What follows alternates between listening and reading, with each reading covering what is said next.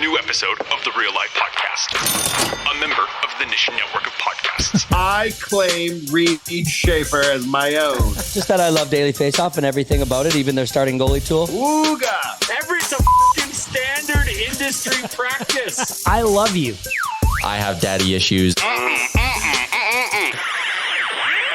fucking that little noise gets me every time. Slide whistle. That's funny. Episode 458, guaranteed to have 35% piss talk, 35% less piss talk than the last episode. I thought you were going to say say 35% piss talk. That's a good ratio. You can't Well, that's what confirm last that. week's episode was. Well, And people loved it.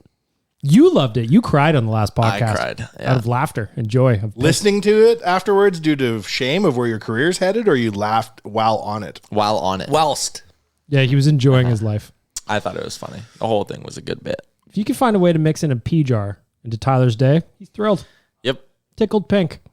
I'm a big Ja Morant fan, guys. Any news? I haven't been paying attention for the last 72 hours. You know I love my NBA. So I am just catching up on this now because I didn't know what the fuck you guys were talking about. It's pretty funny. It is outrageous. Yeah, it's anything but funny. It It's depends. funny. Well, it The depends how you spectacle look of at humanity. Like at any story nowadays, there's two ways to look at it. There is the literal sense of like, what is happening? And it is a young man ruining his career. Not funny. Not funny. Rapping the along. memes that Young come from boy it, NBA. tremendous. Very Him funny. with his gun in the club and the meme game Yeah. is funny to me. I laugh when people knowingly do things. No one put him up to this. I just like when the internet gets a hold of stuff and just runs with Yeah, it. it wasn't it's so good. accidental. No, This is him being like, you know what a good move is? Pull a gun out on IG Live the day I'm getting a Gatorade deal. Chronologically, if we start with it, it's 2 police reports came out. Go, like, walk through chronology because again, I'm Okay, just learning so about this. the very first police report that was surfaced was from like a year, I don't know how long ago, but Ja's mom was at the mall and she felt disrespected by a group of young people. Okay. So what did she do? Just like any normal person, she called Ja, and Ja came with a group of friends, and they threatened and intimidated the boys and showed a gun. In the I second, think he pushed like a mall employee or something too. What? Why don't Little you li- stay in the car and send your unknown goons in to do the work? Or Ja Rule, he's there's not not a doing lot anything. of thought. There's not a lot of thought that goes into a lot of Ja's things, which you'll find by. First of all, Murder. he's got a 17-year-old kid over at his house. They're playing pickup ball. That in itself may be a crime. Kind of seems like there's a whole bunch of different people because apparently there's a 45-year-old guy there that's an ex-NBA player. Anyways, they're playing one-on-one. The kid throws the ball. Ja throws the ball hard at him to check it. The kid throws it back at Ja. It goes through his hands, hits him in the face. Bam. So what do you do at that point? Well, you and your friend kick the shit out of him. That's what I Yes. would have done. Then throw him out of your house. So that's police report number 2. There's no way that guy's going to file a police report. No way. Get beat up by a multi-million-dollar NBA athlete on his own residence. He's going to file a police report. Then, after a game, Ja and his buddies are said to have threatened the Indiana Pacers. Yeah, they were waving guns at their Waving bus. guns at their bus. Waving and guns at their bus. somebody was Oh, no. using a laser pointer, they say, to shine it through the bus, making them scope of a think that gun. it was a scope of a gun. Oh, So that is Just another a one. good prank. that's a little gaff between pals. Oh, you rascal. Then, a step in the right direction. Powerade names him as their ad campaign, and a commercial for Powerade comes out with Ja Morant in it. I'm pretty sure his mom did the voiceover too. She didn't, yeah. Like bringing it all together nicely. Yeah. You then, we go to Ja Morant going on Instagram Live with a whole bunch of problems, and in a club where nobody else seems to be, him by himself, The VI. empty He's in the he VI. shows his firearm, which is got 2 problems. Which I'm now reading, according to TMZ, that he's claiming was a lighter. Which Yeah, well, that's a good That's move. a bitch-ass That's a handgun, hell of and that's a move. bitch-ass lighter, too. So you better think about your lighter game. Yep. But also, I would argue, if we're talking about Ja Morant being stupid, bringing a lighter that looks like a handgun to That's a club, hilarious. probably also You don't not understand wise. the joke. That's 2 your problems problem. with the gun in the club. Number 1, from what I've heard, it's illegal to have a firearm in an establishment that gets 51% of its revenues from alcohol sales. That has to be on a state-by-state basis, because one of the lessons I learned opening a pint in Minnesota was Yes. you could bring a gun in the bar on the dance floor Okay. and show it to people Yes. if you had a little card, which was an interesting news bulletin. Interesting. Number a 2, ton of sense. he was on the road, which means How did he get the gun there? He took the plane. It's a lighter, Chalmers. He took You're the not team listening. plane there. How do you get the lighter there in his carry-on? You actually thought it was one of those ones where you pull the thing and it just went bang. Yeah. Yeah. It was a joke. Pranks. For Do you remember at the Stampede when I had the Budweiser gun and the cops came to Peters? Do you remember that? Yes, I do actually. We were super hungover, we were little. We went to the Stampede. We go to Peters driving on the way out of town, and cops plenty roll into the parking lot. Yeah. And they're very calm. There's no lights. They come out. They're like, "Hey, gang, blah blah blah. We got a report. You have a gun." Yes. And I was like, "Okay." And we went into the car, and I pulled out a novelty Budweiser gun from the Stampede that was literally 2 inches long. And the cop took one look, and he's like, "Enjoy your trip to Calgary." Yeah. Have a good day. Have a good day. So to put a bow on this Ja Morant thing, he was scheduled to have his signature shoe drop, I think, at the end of this week. Oh, no. But yeah, not a good time. If you guys remember back, like about Nike lighter guns, a month and a half to 2 months ago, where I really started to understand that Ja Morant had his family around and maybe people that were not having his best interests in mind, was when he was going after Shannon Sharp on courtside on an NBA game, and Ja's dad came over to seemingly fight Shannon Sharp. during a game. Yeah, during the game. Good God. Man, And I'd watch that. The NBA is the best. It's been a real rough 2 months for the guy. He's not having a good one. It was the best of times with the shoe deal and the so, Gatorade. So up until like the Powerade thing, Powerade had to have said, it's not been a great couple months for you. The stuff's all surfacing. Maybe just like get out of the limelight for a minute and let's just like let this ad campaign go. But he's like, no, I'll show you out of the limelight. Yeah. Show a gun on your Instagram live. It's just, I don't get it, man. And the dude is electric. Like he could be the face of the NBA. Self-snitching, man. You got to stop self-snitching. It's ridiculous. So there's the on fucking Instagram. Just live. the Instagram live for 600 people on an Instagram live. You threw so away in a your step life. in the right direction this weekend, he canceled. He closed his Instagram and Twitter account. Really? He did. Probably could have done that a while ago. Probably should have done that a while ago. And that's. I guess we just wait. Now there's word that they could suspend him 50 games for this gun. I wish Dennis Rodman had social media back because in the day. The NBA and Adam Silver, the commissioner, is probably not going to just let Adam this Silver's one going slide. to Disney. I read that rumor. What do you mean? Like He's going to go be the new CEO of Disney. Ooh, Yeah. But the report said Bob Iger. Yeah, he came back out of retirement. He did, and then screwed everything up. Yes. Yeah. And they're like, we need someone to come in, break everything that needs to be broken. Then we're going to bring a new person in for the next 10 years. Is Disney Plus a flop? No, it's not a flop, but like having to close Disney World and Euro Disney and Japanese Disney and all this shit for an extended period of time. Yeah. Very bad for business. Streaming has not been what they thought it would be. I use Disney Plus more than I use any other streaming service, though. But that's just me. I only watch the Little Ja Mermaid. Morant Instagram lives. I don't even watch TV anymore. I just wait for him to go on IG, and I'm like, this is all I need. This is amazing content. Might see a piece. Shaq's 51st birthday. Happy birthday, Shaq. Happy birthday, Mr. Shaq. Should we start doing celebrity birthdays on this show? Yeah. Good. That's all I know about the NBA. Ja Morant. I was going to say, does that include our NBA corner? Shaq NBA corner? NBA corner. Brought to you by, I don't know. Happy birthday to Tyler, the Creator. Oh, that's a good birthday. I like Tyler. How old's he? 35. 32. He's young. Spring chicken. Feels like he's been around for a long time. Ask me other celebrity birthdays. I'll guess how old they are. What a segment. It's like the least creative segment in Nobody's the ever had that. Why Nobody's you ever guess the come up with that celebrity one. ages? I'm good at this. Talk radio or podcasting. This was the first ever segment, probably. Guess their Guess age. a celebrity birthday? Yeah. I would listen to a podcast that's just a guy reading celebrity birthdays, and then you aloud say how old you think they are. If I'm being honest, I don't know who any of these people are. A lot of like YouTubers. Well, A lot of like Instagram star, TV, like Instagram influencer. Get that Twitch shit out of star. here. I want Tyler, the talking Creator, that's movies. the one. Star of MILF Manor. Yeah. Well, I I'm wish. still 2 episodes behind. Are you keeping up with it? Of course. What are you talking about? Has it lived up to the hype for you? Oh, it's great. Now they're sneaking out of the house. on sleepovers. Yeah. That's the next episode I'm on is when they sneak out. That's real nice. Seems wild. Seems a little bit much. Yep. But that's life. It's going to be a weird morning in the hot tub with all the guys getting together to go over their notes of the night before. You know what I'm saying? Well, that's kind of where it's gotten to. Yeah. And the moms also, they'll be having coffee in the morning and they'll be like, where were you last night? And they'll be like, tee hee. There's someone around giving them all fillers. There you go, girl. My favorite part about that show is how like rattled the moms still get when they see their son like running around with a lady. They're like, what? This is happening? Meanwhile, they're In also a hot tub doing, with a different son. yeah, like it's just the mind games. And there's the one mom who is, I don't know. Kelly The with an duality E? of man. I think it's her. She's, if I can say it, she's horned up. Oh, she's constantly horned up. There's also another mom who is remarkably horny, but no son is even remotely interested Oh, in. yeah. Yeah, she'll, anything with a pulse, that lady. I don't remember her name, though. Deborah. May as It well looks be. like she could be, yeah. I remember when they brought Nice. out MILF Island as a joke show on 30 Rock. Remember that ever? And he's like, oh, Deborah, what are you going to get up to this week? And I was like, that's so crazy. They would never do that show. They've done that show.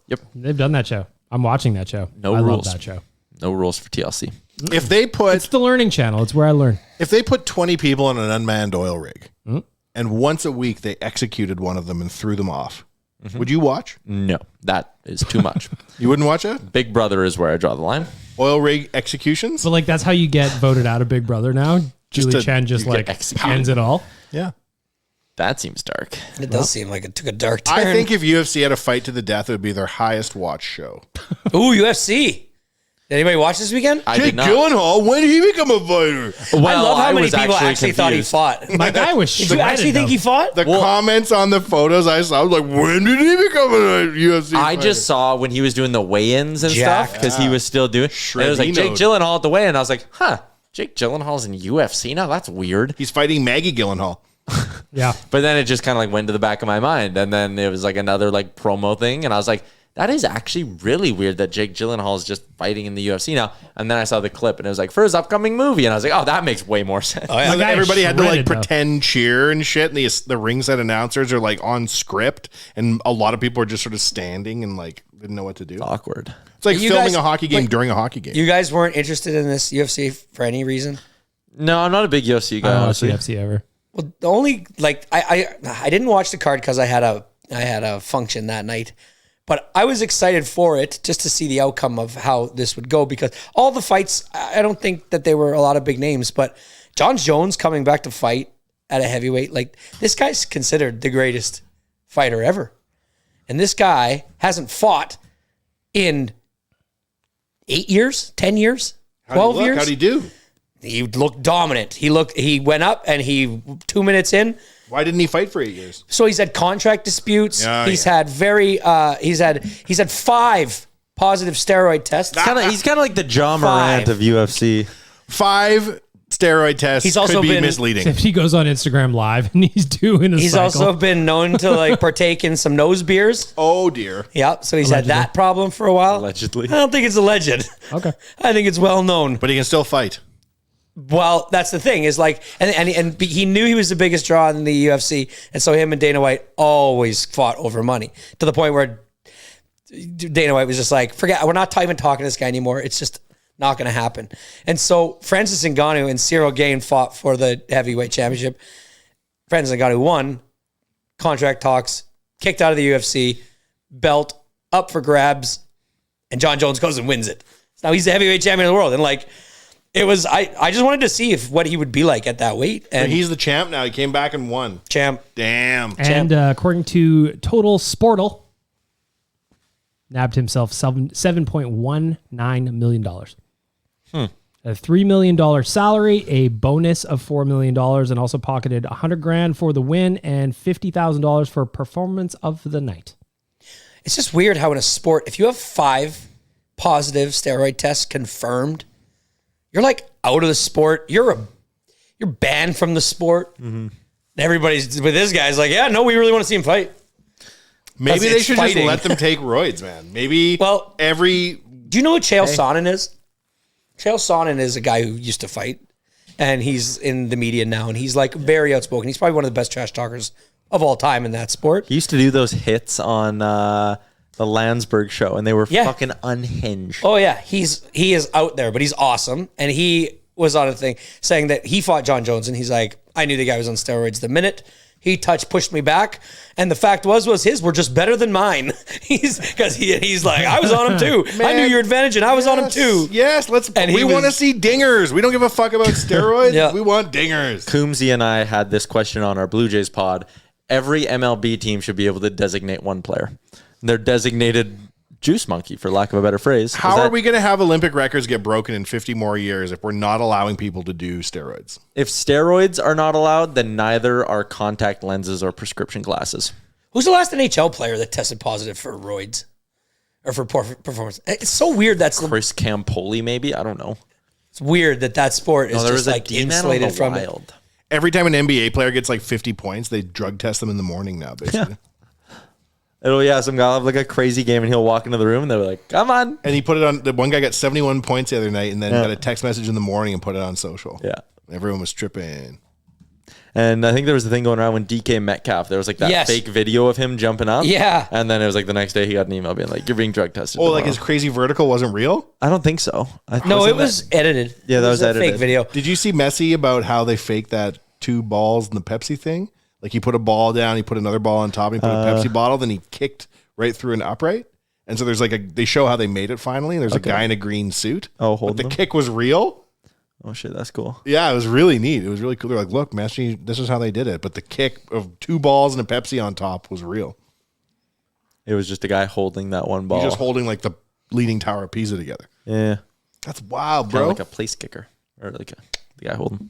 Cool. Those guy at the World Juniors that was wearing all white on the ice, that was the cameraman. I didn't think that was really that well done. You could see him in all the shots. Yeah, he's in a lot. Like it is weird. It's very strange. Like if he's on the ice, you have to be using his shot, but whatever. Let's talk about hockey. Sure. Trade deadline day. How was it? How was Friday? Wildly boring. Yeah. Yeah. It was a good week of shit leading up to it, though. Great week of shit. In terms of like prepping for shows and prepping content, Bagged Milk, you can probably attest to this, like writing stuff and all, like it was just a breeze. Because shit was popping into your head all the time. News was breaking. Coming up with 4 topics for me for the daily face-off show is like usually a hassle, and I have to I'm thinking about it all day. This was just like great. Wake up in the morning, you'd be like, boom, 1, 2, 3, 4, we're good to go. It's awesome. What do you think, Chalmers? What do you think of Ekholm? Big old daddy. Woo-hoo. Yeah, I like him. I wasn't as focused on the game on Saturday as I was on the game on Friday. But what did we think of Bukestad? He scored, but he's gigantic. Did you see the rest of his game? Is he Seemed fitting in? competent. Yeah, he seemed fine. Yeah. Like the analytics community loves that dude. I'm looking forward to watching the game tonight because we don't get to see a Buffalo team very often. From all accounts, they're a pretty fun team. Yeah. Right? Tage. Just outside of the playoff spot right now in the East. And so I'm looking forward to these 5:30 Monday games are like the good for just sitting down and really watching. You know what I mean? Drilling down on what's happening in the game. Pretty much, yeah. So I'm looking forward to seeing tonight. And I'll look a little bit more at Bukestad. We'll see. He's on third line center tonight, as per Oilers Daily Nation Face-Off. Daily Face-Off. I want to talk about Ekholm a little bit because I dug up some numbers on Owen every day. Then I did kind of a shitty job explaining them, so I'm going to explain them properly here. So it's been 3 games since Mattias Ekholm joined the Oilers, okay? And I'm only talking at 5-on-5 here. When he and Evan Bouchard have been on the ice, it's been 36 minutes. The Oilers have outscored the other team 5-1 in those 36 minutes of Ekholm and Bouchard together. When both Ekholm and Bouchard are off the ice, it's been 83 minutes. They've been outscored 6-3. It's like a 7-goal swing when Ekholm and Bouchard are on the ice versus when they're off the ice. That's substantial. If only they could get a save.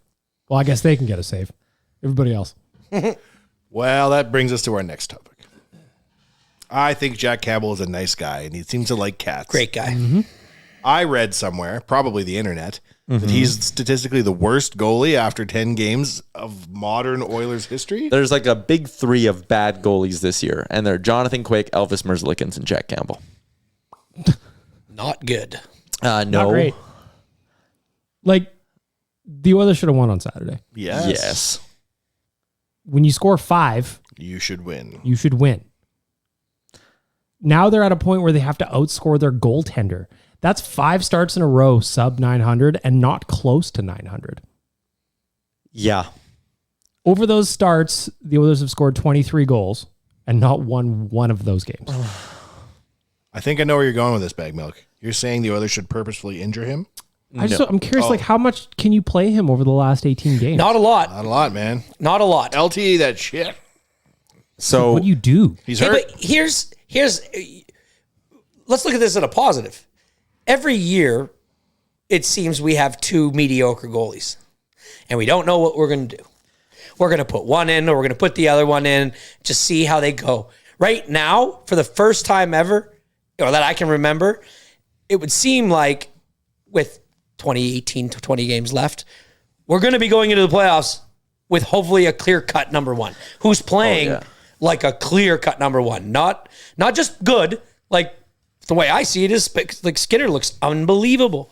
In the Tampa game, or in the Toronto game, he looked unbelievable. In the Winnipeg game, he looked great. And he's been like that he's an all-star this year, right?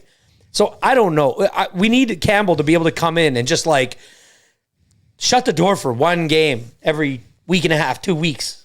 Well, 2 weeks. the line I had earlier today was you are now no longer starting Jack Campbell to get Jack Campbell going. You're starting Jack Campbell when Stuart Skinner needs rest. Yeah. Like, that's just the way it's going to be. I had Mike McKenna, former NHL goaltender, on my show today, and he's been impressed with Skinner. We talked about Skinner's consistency, and he largely has been this season. And I think going forward, like, you can give Campbell one of these three this week, I think, depending on how the results kind of go. But, like, if you win tonight, you know, maybe you can justify giving him that Saturday in Toronto. Can you imagine if they hadn't got Campbell ready Skinner where he was, so that we were actually forced to play Campbell this year in this state? Jeez Louise. You know what actually kind of pisses me off a little bit more than that is, remember last year Skinner got that first career shutout against the Sharks? Then they sent him back down and didn't play him again. Yeah. And we talked on a lot of shows like, what do you have to lose by giving this guy some games over Koskinen? Yeah. Yes. But like in hindsight, old Mikko's not looking so bad anymore. No, but if we're using hindsight, I go back to, if you would have just let Stuart Skinner play last year, then you maybe wouldn't have signed Jack Campbell. If you would have seen what you're seeing right now, and again, it's hindsight and maybe I don't know that you could, this way. though. Could you trust Connor and Leon's careers to the unproven AHL goalie who had a one shutout?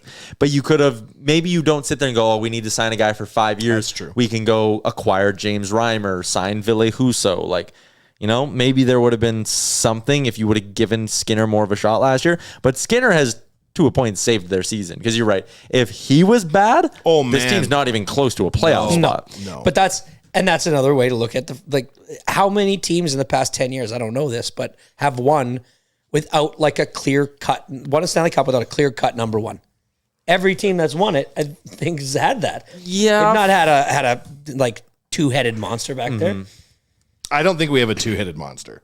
I think we've got a really expensive No, guy we don't have a two. That's what I'm paid saying. like a starter It's good that we don't. and a mustache. I don't want that anymore.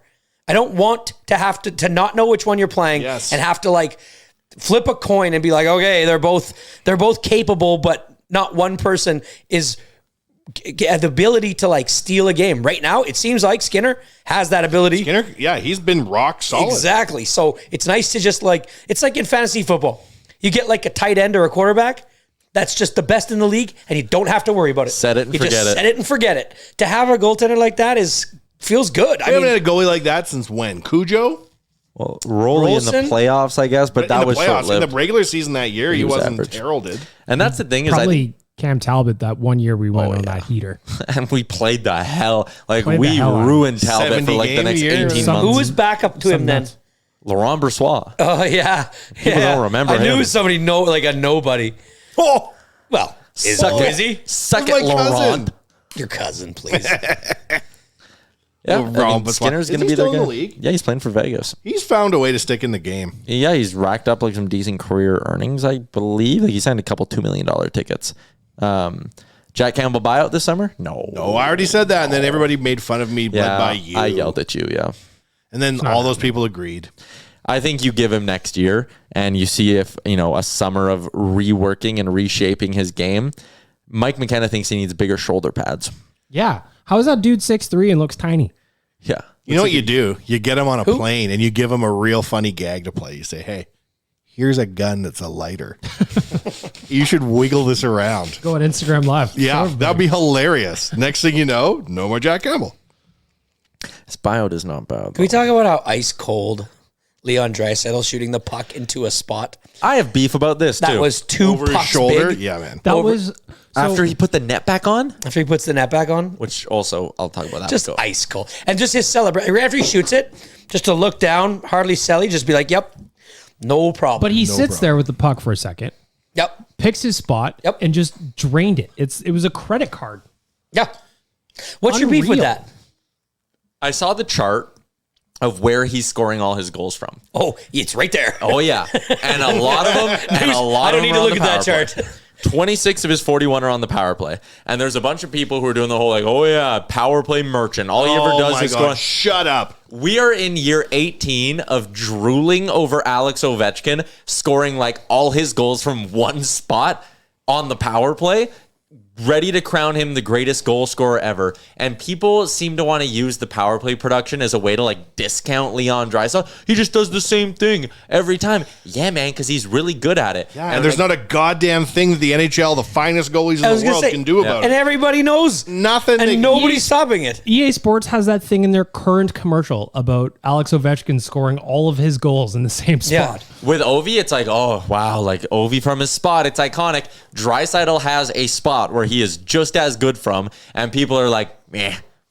Imagine power play. Papa Carl teaching him this on the outdoor rink one day. Like, if you stand here and wire shot short side, you will go to the NHL and have 96 points one year by March 5th. But we talked about Draisaitl too, about just like he doesn't look, he's not as flashy and as beautiful as like Connor is.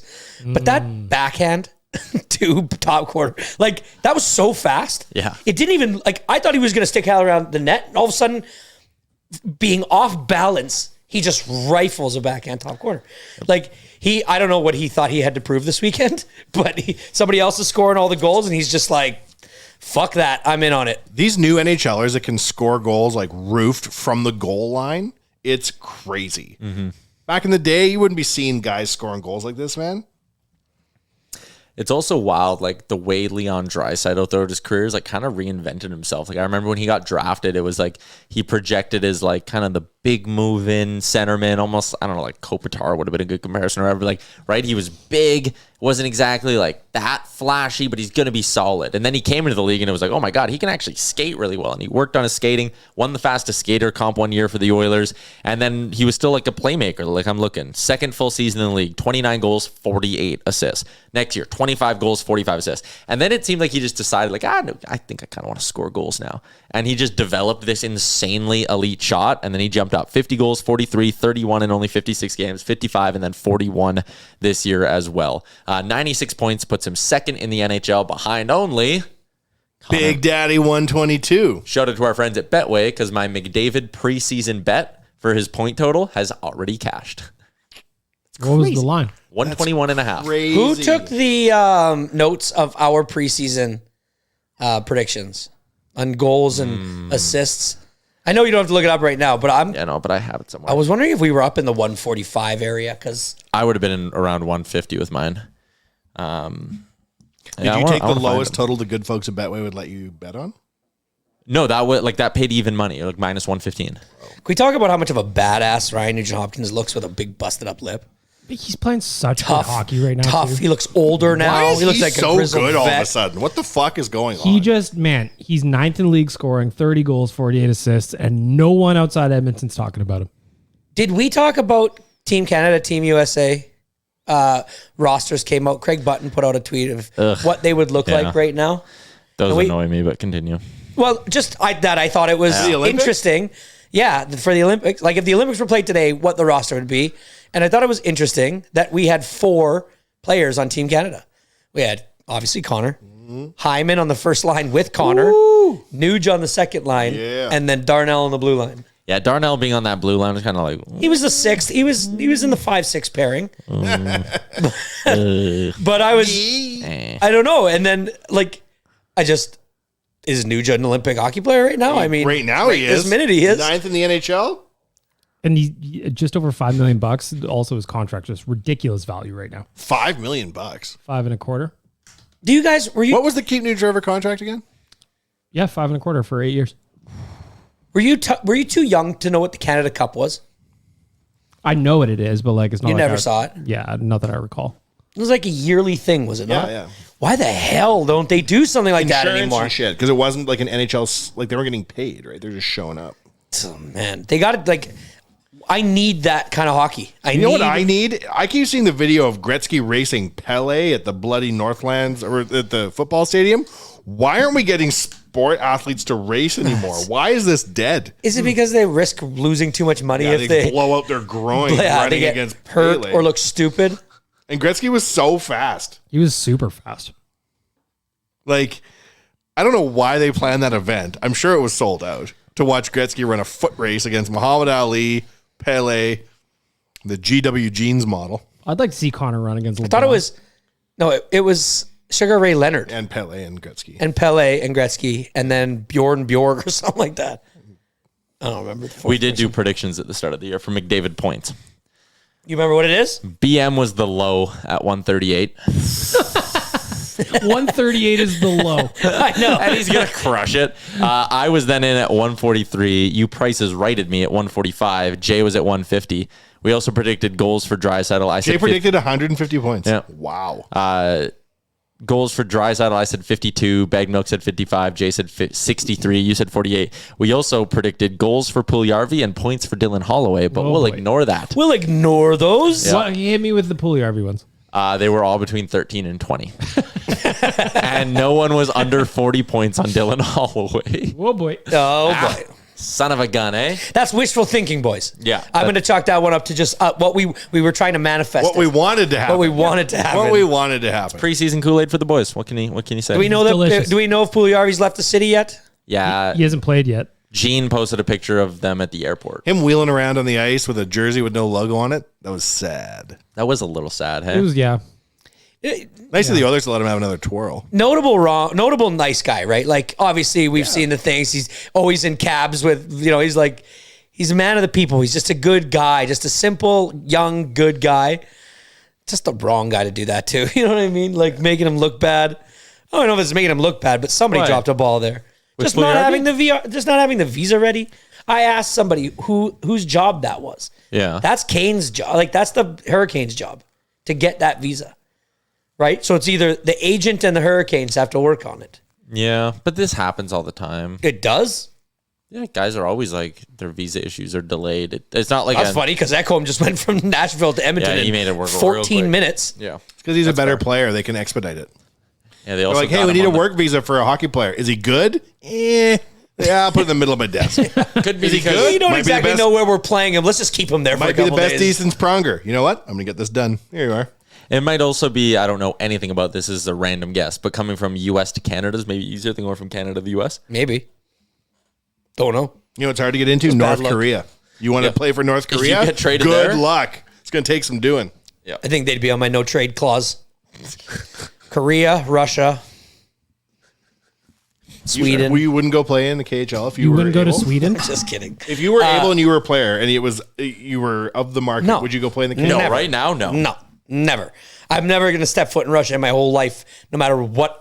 Whoa, why? changes. Whoa. I'm just never going there. Why? Why? Never. What happened? Where are all the best caviar places? I don't think we need to get I'll into find the that. second best and I'll go there. I don't Red eat Lobster? caviar. All I eat are pies from South Island Pie Co. They're delicious. We had a whole tray of them after the deadline, and you and Jay were drinking red wine and crushing them at the Really office. nice. Yeah. It was a nice little pairing. Dangerous Wade, shout out to him. Gave us a nice little Pinot to match up with our pies. It was lovely. Sounds lovely. It was. A little, Did you guys get greased after the? No, just a nice little single glass of wine. Pie. Jay and I got a little after it at the hockey. A little game banged up? on Friday. Yeah. Post deadline, crushing beers. Then we did a shot of amaretto. Nice, gentlemen. Yeah, very classy. Very classy. I was jealous that you guys went, but then at the same time, I went to Burke Kreischer at the Jubilee on Friday night. How was that? Yeah. How was that? Outstanding. So 2 straight hours of him up there with no t-shirt on, That's right. just telling jokes. Well, yes and no. So he was doing his thing, telling jokes, but he did a lot of crowd work. He was interacting with the crowd a ton. And so one thing that he has said on his tour is that a lot of the venues don't set up very well for crowd work, and like that the Jube is notoriously not great. I mean, they're kind of far away. It's a big auditorium, right? Crowd work's done in the best in little Yeah, but Hilarious. he did a great The job. people in the like- balcony don't really know what the fuck's going on in row 1. Well, he even acknowledges that a little bit. Does he? Because he was doing a lot of crowd work. So basically, long story short, there was this one woman she had a cocktail Yeah, she did. Good for her. and she was showing the business every couple of minutes. Her boobs. And then Really? People do that? I've never seen that before, ever. Holy guacamole. Well, it tops off World Tour. Yep. You don't think this probably happens more on his tour than you'd think? Probably. This is the first time I ever saw him live. Yeah. So it's the Friday night show, 9:30 start. By the time he goes on, it's like 10:15. So everybody is in one by then. Place was electric. So she's partying. A guy out front, he's just working the front row. He's talking to people. He goes, "And who are you?" He's just like, some guy says his name, doesn't matter. And he goes, "And is this your girlfriend?" "Nope." "What about that?" He goes, "Nope." He's like, "Are you here by yourself?" The guy goes, "Yeah, I just bought a single front row." And he goes, "Fuck, that's awesome." He's like, "What's it like with the ladies?" And then he goes, "I'm a virgin." So then the virgin ends up making out with the babe Tops off on his Instagram story. on birds. He's like, hang on. We're going to get this going. We're going to get her to kiss him. It's going to be great, but I'm going to film the whole thing. And he did. And it was nuts. It was a wild scene at the Jubilee. You could That's go see. fantastic. I It wish was I would've gone. outstanding. So you told me that on Friday night, so I Yeah. couldn't help but watch the rest of Bert's Instagram live or Instagram story that night. And why does this always have to happen where there's some sort of like WestJet or airline complaint? He's like, "Well, we can't fly to Kelowna out of Calgary or out of Edmonton, so we're driving to Calgary." Yep. And so they basically pack into a car at like midnight. They get in there and they go and buy $138 worth of McDonald's. Which That's most- nothing to Bert which most Kreischer. do. Nothing. And then they drive to Calgary. This show's great. He put on a great show, and then he comes out after it's done. He tells the machine story. Okay, so how was the machine story in person? So I've seen it dozens of times now at this Online, point. right, yep. Online. But to hear him tell it in person is a lot of fun. Yeah. Because he stops, he adds different context. What an to amazing it. joke that you can do it every day for the rest of your life. Yeah. Yeah. I was wondering, like, as he was telling it and you know what's coming next, like, just how tired of it he is. Because he did 2 shows at the Jubilee on Friday night. He told it both times. Yeah. 2 shows in Calgary the next day. He told both times. But it was fun to hear him tell it. But then he stops, he adds context, and then he adds different little variations on it. It was a great show. I So had a for the great time. first like 8 months of him telling that story, he just told it one way, yeah. just as a story. And his wife came to his show and she was like, "You got to stop telling that story." And he's like, "Why?" She goes, "Because your whole act is so good. You're into it. And then the minute you start telling that story, it's like you've checked out. You're just going through the motions." But and- I'll tell you one thing. Yeah.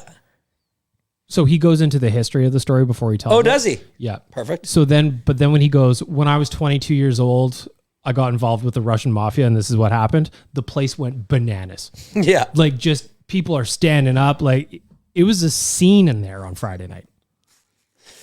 And that's the second time he told that story that night. Because remember, he had a show at 7:30. Is he shit-faced on stage? No, he's super. He's got a drink. Like, he's walking around with a drink, puts it up, picks it up. Then he had probably 2 cocktails when he was up see. there.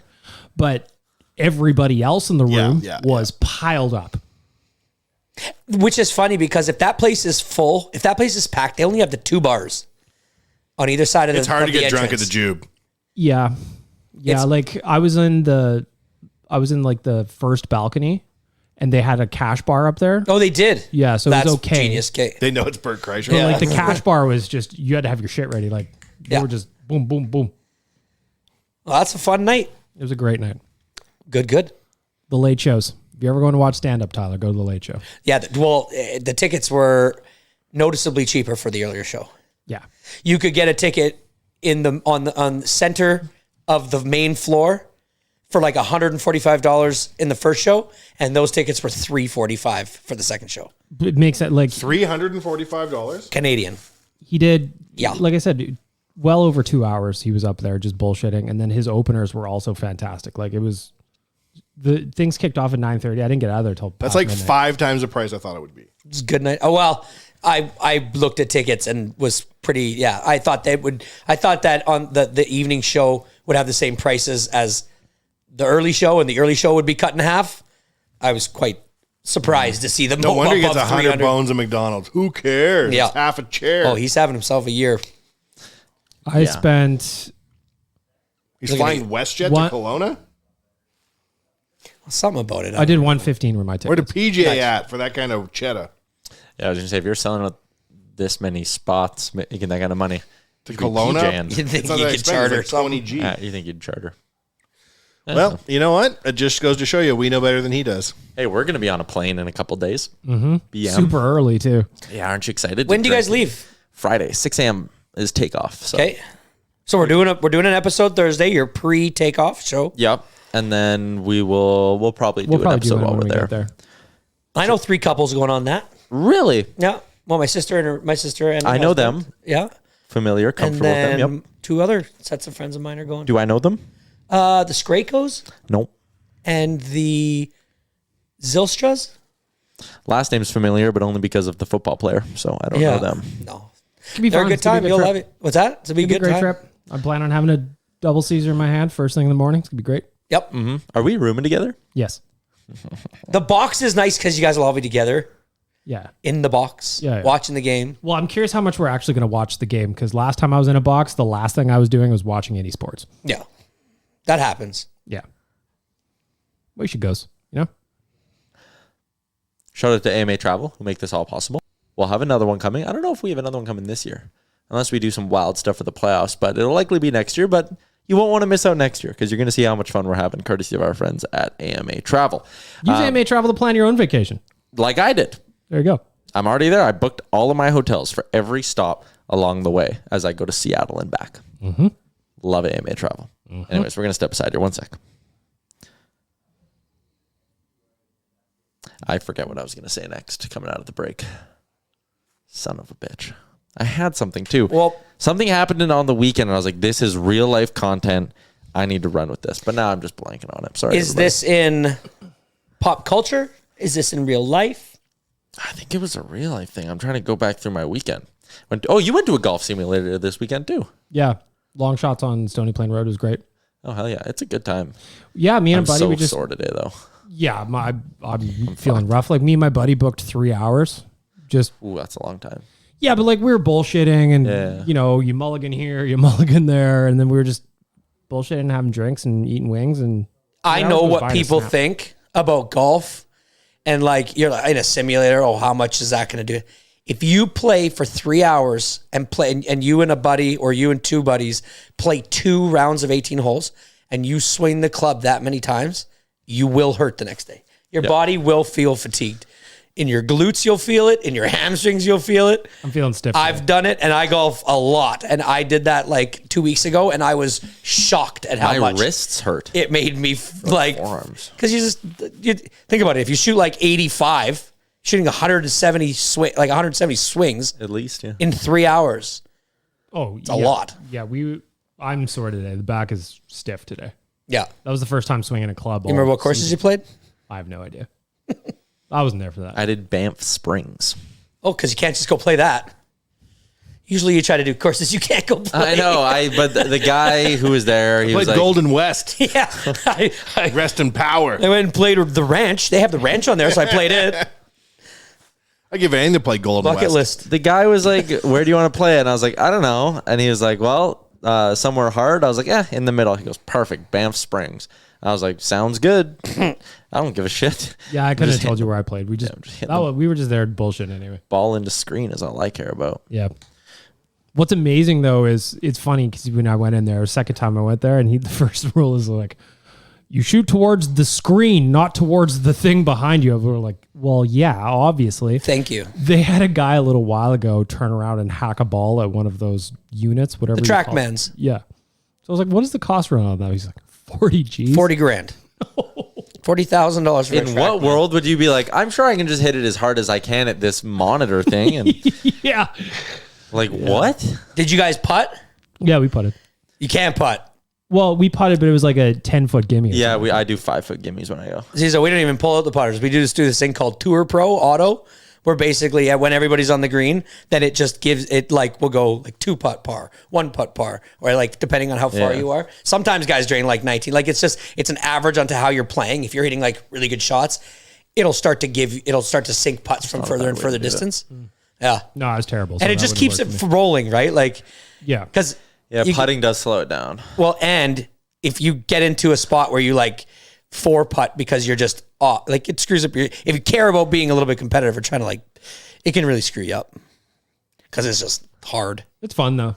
It is. It's awesome to have Really those. good time. Play a little. Where'd you go? The CCT one downtown because I have that membership card or whatever, so it's cheap to go good. there for a couple hours. Yeah, I had a really good time. Physical activity, Tyler, on a Sunday. It was lovely. What other notes you got there? These are all old ones. Trade targets and golf documentary. And the hypothetical I asked you guys a couple weeks ago. So honestly, I'm kind of out. Don't really. I'm not dialed in today. I'll be honest with you.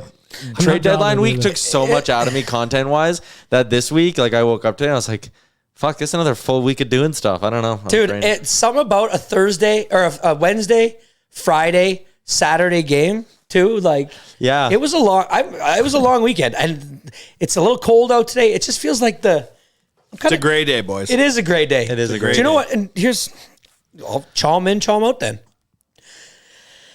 As a father, I am very much chalm out on PD days for kids these days because it is driving me crazy how many days off these kids get.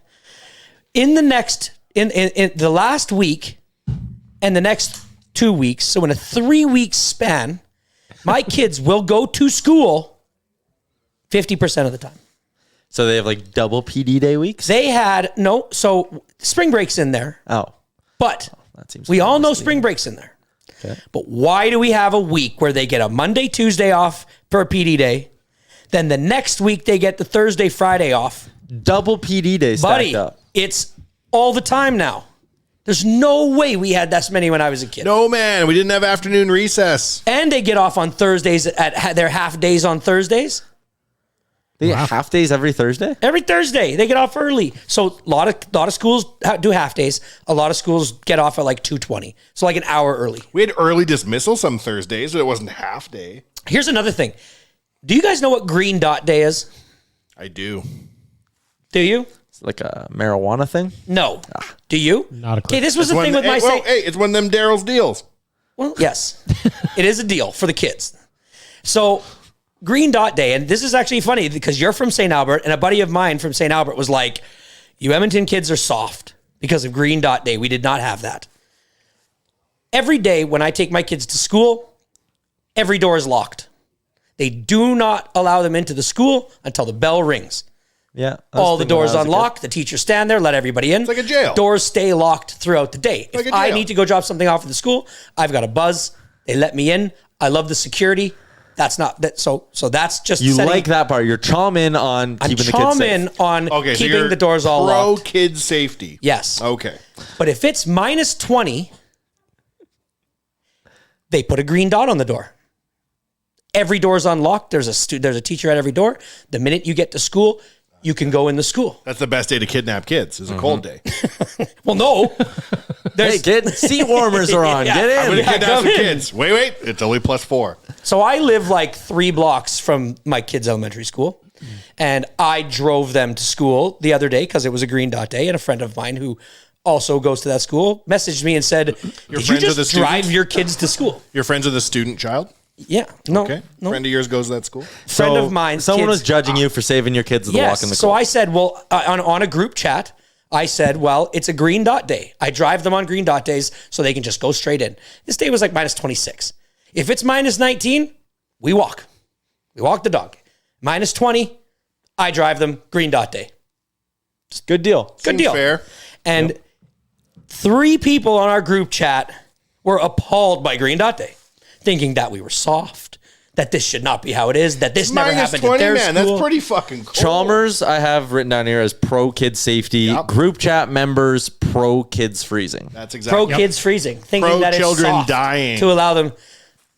But you don't. So you remember this as a kid? My school, I remember, could never close due to inclement weather because a lot of kids walked to school from the neighborhood. And at some point, the principal found a kid in a snowdrift once. So they're like, we're never closing the school. So every time we'd be like, oh, schools are closed due to chilliness. We had to go. I only remember one day ever when I went to school where it was closed because of snow or like in Canada, you kind of just grind through it more often than Oh not. yeah. Well, the only time they close schools for snow is if the buses can't get there. Yeah, that's what I'm saying. Yeah. Do you want to hear a story, Ramchek? One time in like grade 5, I pretended to be sick so I didn't have to go to school, which I would always try. I would roll out of various degrees of ailments. My mom wasn't having it. I tricked her one day, stayed home. The school caught fire while I was gone. So I go to school the next morning. Everyone's like, where were you? I'm like, why? What happened? They're like, the school caught fire. The junior high science lab caught fire. Fire trucks came. We all had to go out in the field, like far away, smoke billowing. I'm not ashamed to tell you I cried because I wanted to see the school burn down and most of the teachers die. And I was sad as shit. So be careful. The point is, if the school is open, go. If you fake being sick or fake inclement weather, you might miss all the teachers burning to death when the school burns down. Huh. That was my dream in grade 5. I remember one snow day. That was it.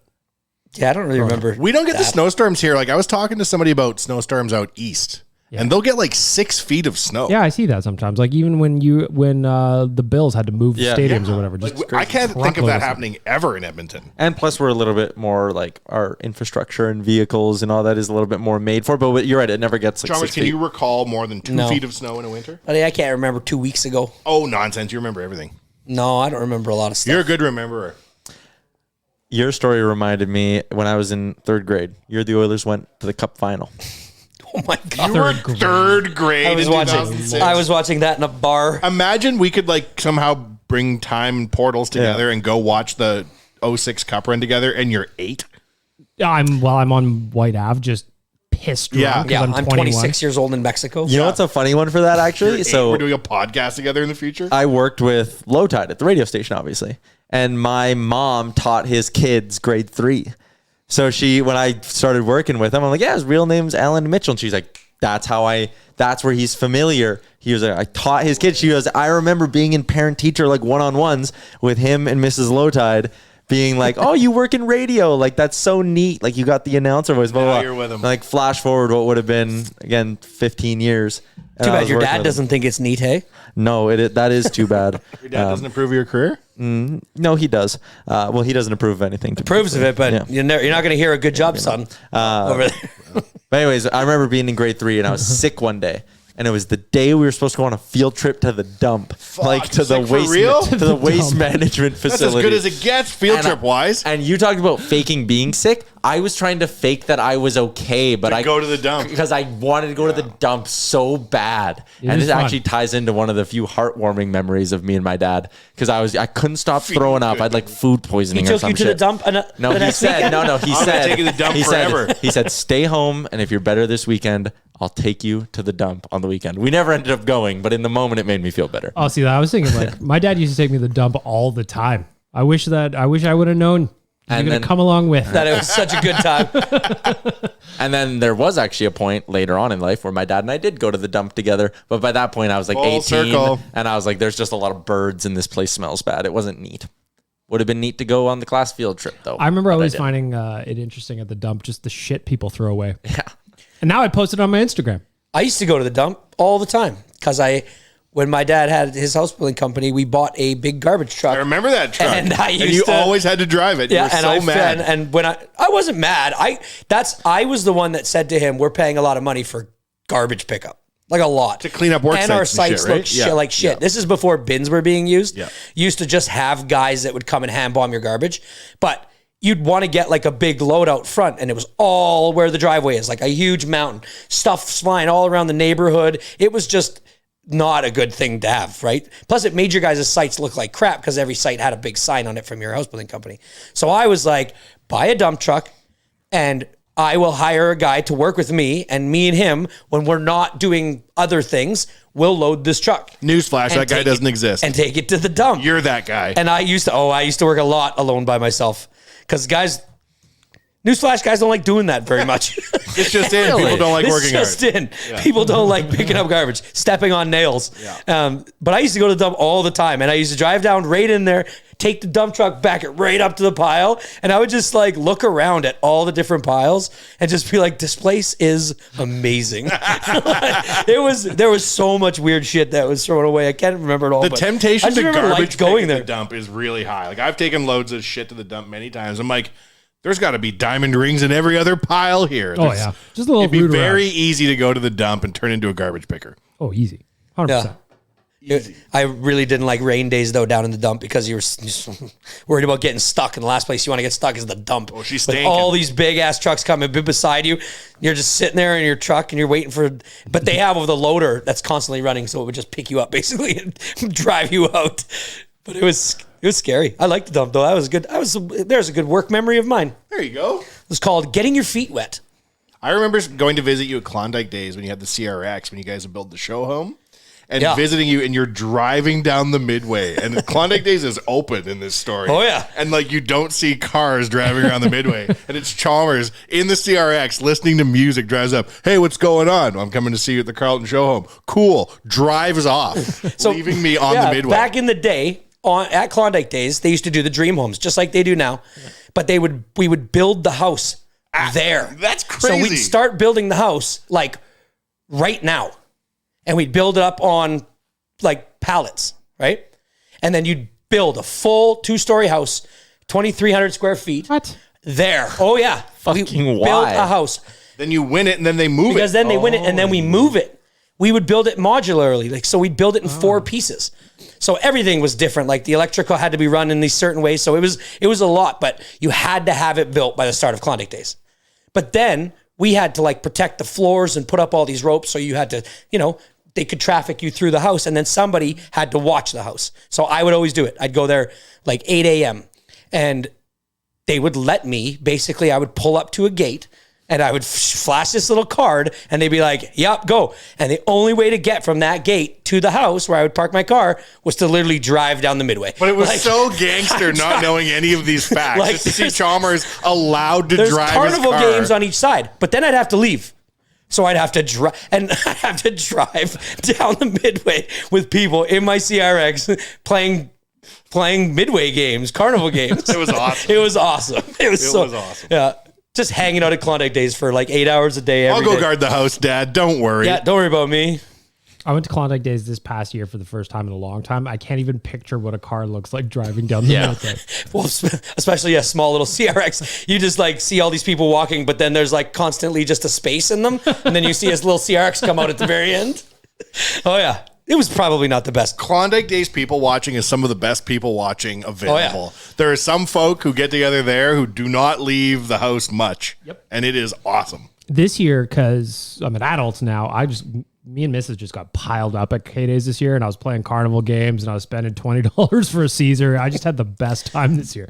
But I was Gambling on those little weird things. Yeah, It's weird that Gambling that's infers allowed. there's a chance of winning. Yeah, I was gonna say good point. yes, losing is what I was Yes. doing on those.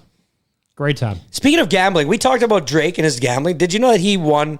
He bet another $500,000 on Jon Bones Jones. Okay, but no to one submit. believes he's actually making. No, do we believe he's making? No, these so bets? he has. He's a fund from Stake. Yeah. He's a part of that thing. I guess he's bet over like $1 billion in the past calendar year.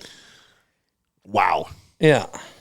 I watched him playing roulette on his, 1-800 gambler. Yeah. I watched him playing roulette on his Instagram story one time, and it was just $250,000 a spin or whatever he was playing. I was like, what's going on here? Anyways, you guys got any locks tonight for the Oilers game? No, I don't know anything about this Buffalo team. Tell me about this. Preview the Buffalo team for me. Since February 1st, they've given up the most goals in the NHL per There game. we go. And it's not even particularly close. It's like half a goal more than anyone else in the NHL. But Tage Thompson's unreal. Unreal. They're missing Alex Tuck tonight, so that hurts them. They score a lot. The Oilers combined since Feb 1 average 8 total goals per game. The Sabres are like 8.09. So you should probably take the over tonight. Just a hunch. Just a hunch. Remember what we said about in football season? If you have 2 high-powered offenses, you always take the under. Yeah, but this isn't football. That's interesting. Is that the case? That is an actual. But 5-3 seems like such a tonight score that I think the over hits. I might bet correct score Oilers to win 5-3. I'm going to do that. I like it. Do it right One now. sec. Yeah, I don't want to go for forget. it. Because the last time I did one of these big things, I forgot to bet it, and it hit. What are some other things for me, somebody who's watching the Buffalo Sabres for the first time, to focus on? Their uniforms are an extra shade of blue. I don't know where they got this blue from, but they're bluier than they've ever been. I think they're dope. I think it'll Look be for a that great blue. It'll be a great jersey matchup. The Oilers going up against these teams who have now also gone back to like their original logos and coloring. Yeah. Buffalo being one of them. The Flames are another one. It's a very like aesthetically pleasing jersey matchup. If you go look at old Sabres jerseys, the old like the actual Sabres sword or gangster, the blue wasn't blue like this blue is blue. This blue's a different blue. Oilers to win, what'd I say, 5-3? This is kind of a tough week, eh? We got Buffalo here, which is just like we said, just outside of a playoff spot. But then Thursday against Buffalo, Saturday against Boston, Toronto, Thursday. or Boston. I mean, Boston. Yeah, man, it is not going to be easy this week. Like, this was their tough stretch, but Yeah. I mean, there's a They're little... doing good so far in it. They're 500 through the Yep. beginning of this, again, tough stretch. And, I mean, there's a little bit of light coming, I believe, although at this time of the year, you can't take anything for granted. Oh, yeah, no, actually, I'm wrong. Next week, they go Ottawa, Dallas, Seattle. And the games are the next 3 weeks spreads out nicely to play Skinner a lot, and then go back to Campbell on the 27th, 28th when they play Phoenix, and then the Knights play Campbell in Phoenix, and then Skinner against the Golden Knights. Yep. You could play, there's a 6-game stretch there, Ottawa, Dallas, Seattle, San Jose, Arizona, Vegas, where you could play Skinner all 6 of those, and why not? Yeah. Unless that game against Arizona, you're like, we've won 4 in a row, let's give Campbell a start. But even then, I'm like, get points. Because right now, the Oilers, like, for them to come first in the division, they probably need 104 points. So that means you need to make up 28 points in your final 18 games. You need to go like 14-4 if you want to win the division. That is an intense run.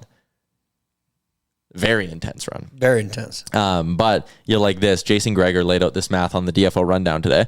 Let's say the Oilers at 68 points, because really, I know Nashville could catch them, but let's talk about Calgary, because Calgary's really probably the most likely team that could catch the Oilers, and I use likely. And You saw that graph, though, where they went to shit? Yeah. So let's say the Oilers in their final 18 games go 9-9. So they would pick up 18 points. They would be at 94 points on the season. For Calgary to catch them, again, if Edmonton just goes 9-9 down the stretch, for Calgary to catch them, that means they would need to get 27 points, but even that wouldn't be enough because Edmonton owns the tiebreaker, so they would need a full 28 points to pass the Oilers. In 18 games. In 19 games. So that means they would have to go 14-5 if the Oilers just go 500. Not with Milan Lucic. It's a shit show in Calgary. This has to be the biggest gap at this point in the season between a playoff team and a non-playoff team. Nashville has all these games in hand, which could really mess with it. Like if they win all their games in hand, they'll catch the Oilers. But I made the argument on Oilers Nation every day that at this point in the year, having 4 games in hand actually sucks. Everyone ends the regular season at the same moment, or right around the same moment. You're playing your ass off down the stretch. You're playing back-to-backs and 3 of 4s. Like you just have to play more. That's not an advantage at all for Nashville. Do you see the where do we ultimately think the Oilers end up in this conference? 2nd or 3rd in the division. They'll catch one of LA or Seattle. Right. Do you see the videos of Tyson Barrie meeting his new teammates last week? It was pretty adorable. It's pretty awkward. Oh, I thought it was wildly awkward. Who posted it? Like, Oh, why? Nashville. I watched it. What do The you mean? Preds did. Like they When all he seem walked- like weirdos. No When he doubt. walks into the room, he goes, "Hi, I'm Tyson." Yeah, it's cute. Hi, I'm Tyson. Yeah. And then part of the video was muted for some reason. Sure, because they were saying dirty shit. But there wasn't one teammate who was like, "Hey, Hey, there's the new guy." New guy." They were Some all dude just like, didn't even stand up. yeah, they were all like eating their fucking breakfast and then just being like, Well, do you think it's because, I mean, from the Nashville's point of view, they were sellers. They're 6 Would points you be out of excited to meet but they're Tyson 6 Barrie? points out of a playoff spot. I'd That's be like, like, that's like, okay, well, our GM just does not believe in us. We're only 6 points out of a playoff spot. Did you see I interviewed him on Friday? No. I did. You did a good job. He came on the DFO Live trade deadline show. He joined us live. You talked to Nice. Oilers and, fans. And he was, Frank and I asked him about like being traded, all that. And he was like, well, I'd kind of heard my name was being thrown around and there was traction. There was starting to be traction with the Carlson thing. I knew it. And he was like, I thought I might be a part of that. And then that went away. So I thought it was good. Do you think his traction is us talking about it all the time? Or what does See, he I know? did see Tyson Barrie on your show. I thought you were talking about the GM of the Predators. I was like, oh boy. No, I did see that. David Poile? That's David Poile. Yeah. Soon to be Barry Trotz. So that would be the confusion. But yeah, Barry said traction. Ooh, spicy. I like that he's on his way out of like a major life-changing event has happened. Lets it fall. There was traction about Carlson. Everyone's like, discuss. Like after that, no one wanted to talk about Barry leaving town. What We still don't know where Ekholm fits on the all abs team though. Beat reporters. I'm looking at you, Jason Greger, Tom Gazzola. Snap a shirtless pic of Mattias Ekholm. Do your job for once. Get one south of the border if you really want to make some money. Yep. You know what I'm saying? Snap a picture of his feet. There's Yeah, so get a many couple of pictures them of dogs, Connor's you feet know? floating around. He's got weird little hobbit feet. Connor does? And them ripped up socks. Yeah, Bless. ripped up socks. Did are you gross. see there's a TikTok that the NHL has that they pay? It's a sponsored NHL TikTok that goes around, and it's NHLers, and they're like, what do you do for a living? And it's the players giving like mock answers. Oh, God, yeah. So Draisaitl is Apple like farmer? Yeah, he's an apple farmer. And that's funny. McDavid is like, oh, I'm a like tester for a sock company. For like designer socks or something. Oh, no. I saw a photo of Cam McDavid on his stories the other day. I thought it was Connor. He really looks like him. Show you. They are brothers. They do look alike, though. Well, you know what, Yaremchuk? The fact that somebody looks like my favorite hockey player of all time is exciting to me. Sorry. You see that photo of Gretzky and Connor mashed together? Oh yeah, who With the did that fro? one? NHL face merges, my boy. Yeah, your boy. He is. Is he? My boy. He's like, I'm doing this site, sir. Do you think you could repost? I'm like, of course I can. Keep at it, I said. He said, it means the world to me. I said, you're probably 10. Look at that. That's Connor. I thought that was Connor. Oh wow, that actually does look a lot like. Okay, yeah, I take back my snarkiness. And yes, I keep Cam McDavid stories on my phone instead of photos of Wanye Jr. So what? What are you, the police? Because I know you got some funny, like you and Bag Milk always do that, just putting random captions on things. Like you have the one of the guy in a bathtub or whatever. That's like Oh, beef yeah, and the Chad's fish. milk manner. It's fucking so funny. Do you have a lot of photos on your phone you're saving for the proper meme? Oh, tons. I've got Or a whole your folder. sizzling fajitas. How do you make folders? You just, I don't know. You just make a folder, man. So, like, I can make a folder that was like Logan, and it would just be pictures of my son. You just put them in there manually? Yeah, you just got to what the manually hell? drop them in there. So yeah, the answer is I have tons of meme templates. Yep. And yes, the fajita sizzling, that is one of my favorites. It's one of my go-tos, Tyler. I used that again on Sunday. F1 You have is your back. Bag Milk meme font and everything. Yes. He is a brand. Yeah. I respect. I'm very consistent.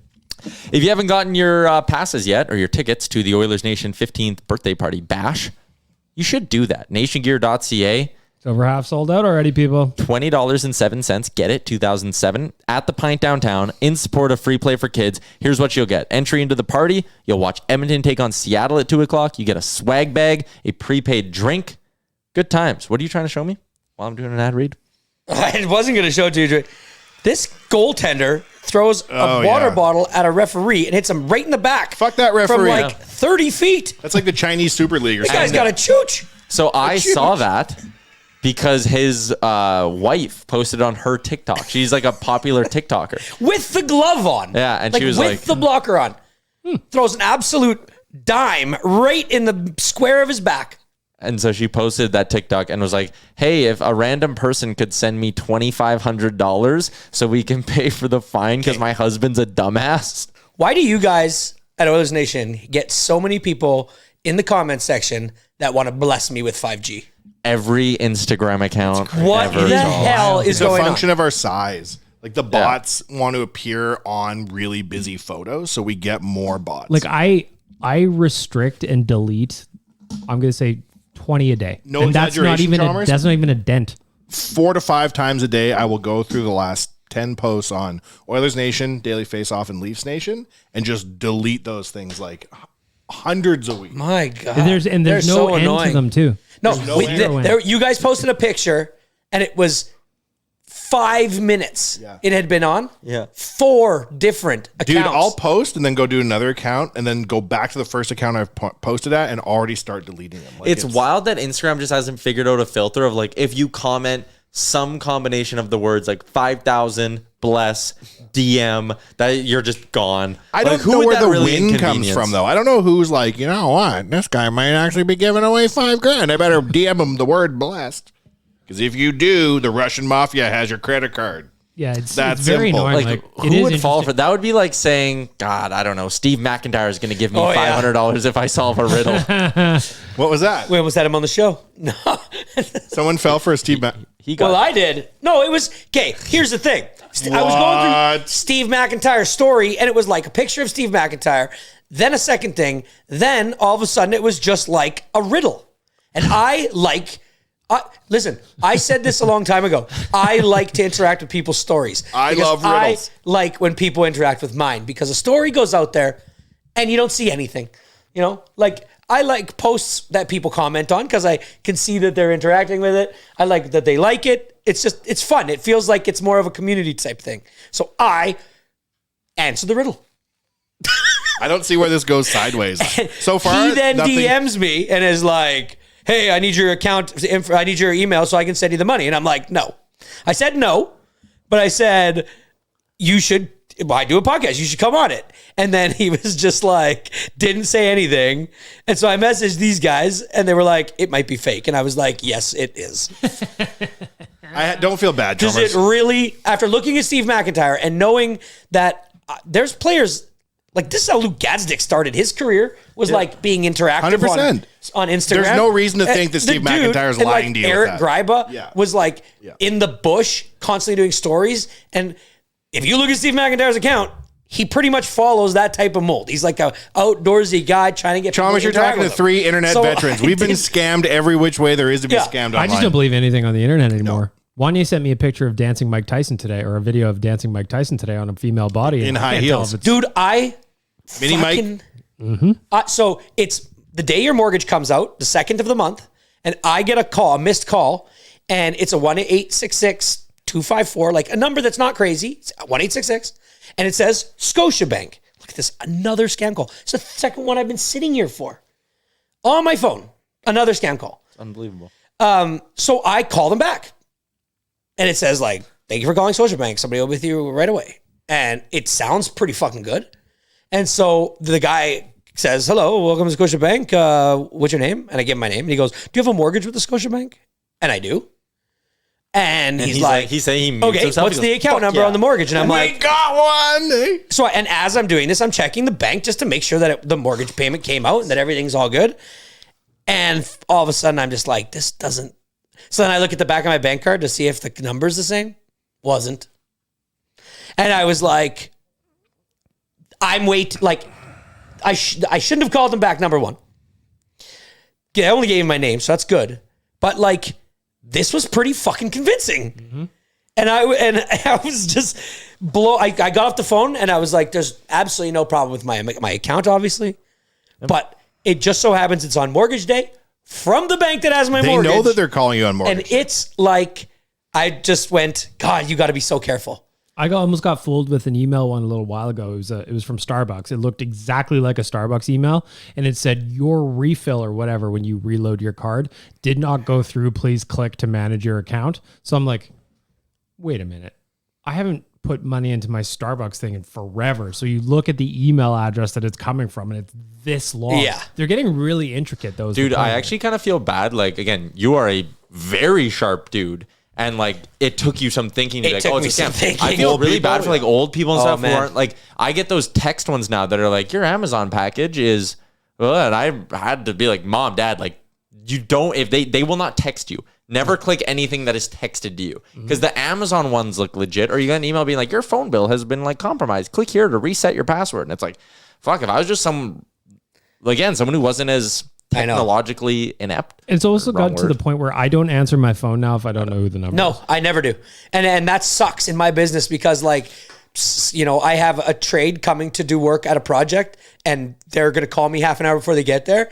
And it's a number that's like, maybe they're from Quebec or something. And it just says like whatever, the area code's not 403, not 587, not 780. And I don't answer it.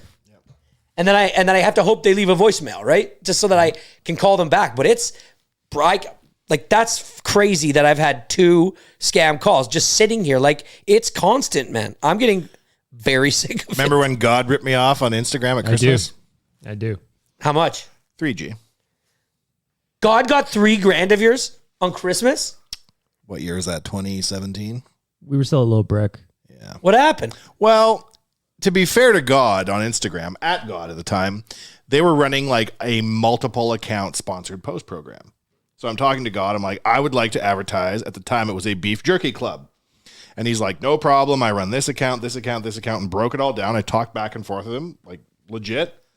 Sent my money to buy like 10 sponsored posts or something like that. And then Instagram deleted all his accounts. So it wasn't like he had @God with 5 million followers to rip me off for 3G.